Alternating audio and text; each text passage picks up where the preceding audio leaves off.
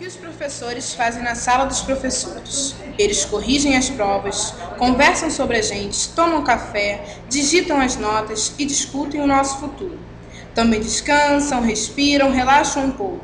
Conversam com os colegas, trocam ideias, recarregam suas energias.